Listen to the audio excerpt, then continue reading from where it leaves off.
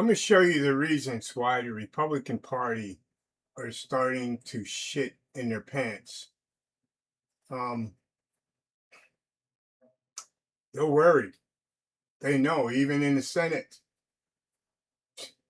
this, they are going down and they see it coming.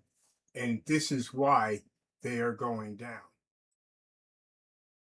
Is getting baked, and what's being baked ain't daisies, I'll tell you that much. I mean, just take a look here. Okay, Trump's not approving. You know, a lot of stuff has happened over the last few months. Has any of that really lifted Trump from record lows for these given pollsters or second record lows? Not really. I mean, just take a look here. The Washington Post, his all-time lowest was minus 25 points back in April in terms of his net approval rating. It's approval minus disapproval. Now it's the second worst, tied for the second worst of all time at minus 24 points. CNBC was at his second lowest level at minus 18 points.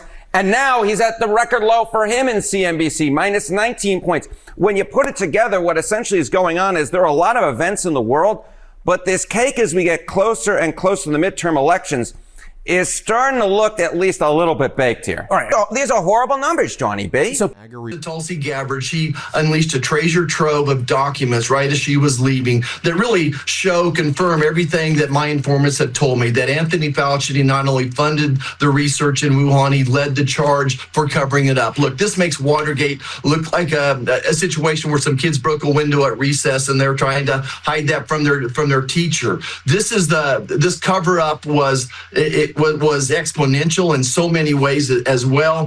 He covered up whistleblowers. Somehow he was able to suppress whistleblowers as well. And that's why we need a special investigation. And what's Donald Trump escalated this never-ending catastrophic and unlawful war in Iran? He's making posts like this. Wonderful news. I've just been informed that trying to take credit for different supermarkets and convenience stores offering coupons and doing sales. And you're trying to say that that demonstrates your dedication to affordability when inflation... Back just over the last few years, turned up the same recurring theme again and again, every single quarter, claims in these same high-risk categories that the states have not yet been able to document fully and acceptably to the federal government, claims that are unresolved, and claims that smell like fraud. And if it smells like fraud, we're not paying for it anymore. For $1 billion in federal Medicaid dollars, $1 billion to Minnesota and California until they can substantiate their claims from this past quarter of audits. This is the focus in California. It's called In-Home Supportive Services, IHSS. Again, going to someone's home, providing them care that oftentimes their families would have offered. This provides care for seniors and for people with disabilities so they can remain safely in their own homes. Done correctly, these programs could make sense. Over the past 2 federal fiscal years, California's spending in this program, this is a critical statistic, comparing state to state. California's spending in these in-home programs went up 24%. The rest of the country's average is about 12%. So California increased spending at twice the rate of the average of the rest of the entire nation. That doesn't make sense. That gap accounts for about $391 million of today's deferral. Another $250 million, $250 million, comes from claims tied to high-risk providers, as I explained earlier, those who are billing more than a year after the service is provided, those billing for 4 or more patients all at the same time. Hard to juggle that many patients. And if they rank the top 2.5% of all billers, we were worried about them. This is a very conservative approach, by the way. We could have taken a lot more money. But this, we believe, is a very thoughtful, judicious way of moving forward. The final comes to about $5 million, by the way, when you also add some of the other red flag issues. And particularly the $5 million covers bills that were paid after a beneficiary's date of death. It's a bad look, again, when you're billing the federal government for dead people's health care, not as needed after they pass. Or during a hospital stay when they weren't possibly at home to get the care you're claiming you gave them, or if they're outside the eligibility barriers. This total audit adds up to $646 million directly tied to our review of the in-home services. But there's another big part here still not rectified. As part of our standard quarterly oversight, including a focused review of claims involving individuals with unsatisfactory immigration status. Unregistered status means you can prove that they're supposed to be in America and that they're eligible for these services. Because this is an ongoing massive problem for California, we're also deferring an additional $221 million this quarter. In Minnesota, we're education, not a place you would probably think a lot of fraud is happening. Billions of dollars of loans are paid out to fraudsters who sign up for loans and for college degrees just to get the money and run. Just since the task force was formed, they've blocked more than $250 million from walking out the door, and estimate that their anti-fraud efforts that Secretary McMahon picked up from nothing. There was no anti-fraud work being done at the Education Department under the Biden administration. And just since the Secretary McMahon's tenure, they're estimated to save more than $2 billion in fraud efforts this year alone. At HUD, the Secretary Turner, again, picking up an agency that had no meaningful anti-fraud work going, stopped money from going to the Los Angeles Housing Authority, which was being used not to fund work on homelessness in California, but was being used to fund left-wing NGOs. They are now cut off from receiving any more federal funds. HUD announced that the Virgin Islands Housing Authority, which has received hundreds of millions of dollars to rebuild the islands after hurricanes, and was not using that money to rebuild the islands after hurricanes, has also been suspended from receiving federal funds on the same guard every day to recover those funds and get them back into the hands of the American taxpayers from whom they were taken. President order. Don't want to forget about that. It's like a declaration of independence on the stranglehold that fraud has had on our programs, our tax dollars, and our beneficiaries. If you want someone to believe a lie, all you have to do is tell it to them over and over and over.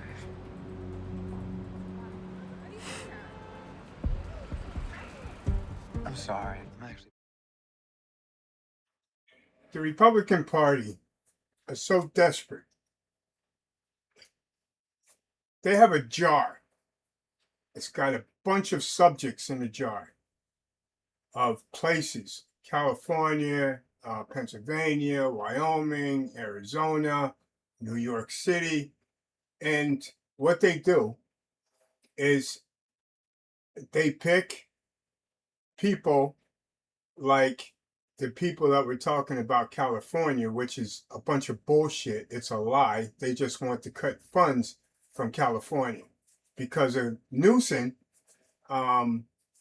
spilling the beans that there was no audit of their voter receipts because the judge shot it down. So he says, how could Trump and them run a check on our voter slips if the judge shot it down and they never got it, but they still put numbers out there on California, just like they're trying to do now. Gavin Newsom spilled the beans on them. So what they're doing now, they're striking back at California, Gavin Newsom, by cutting funds in California. They have a jar. They stick their hand in a jar and they pull out a name in the jar and they say, look, we need to start blowing smoke up people's asses so we can get them off of Trump's crazy shit. So they pick it up, they pick a name out of the jar and they make up a lie and they go for it.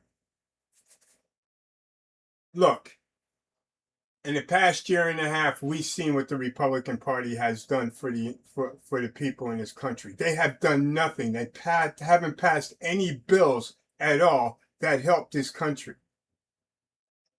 Now, because of them not standing up to Trump, we got higher gas. The food on the shelves are outrageous prices. Just like that senator was saying that all 1,000 different times of cheeses. He's trying to make it sound like it's really easy that we can just go out there and just pick up anything we want and just go in our pocket and pay for it. Maybe he can, getting money from AIPAC and the rest of the Republican Party. This is why they don't say anything about Israel, because AIPAC is funding all these assholes.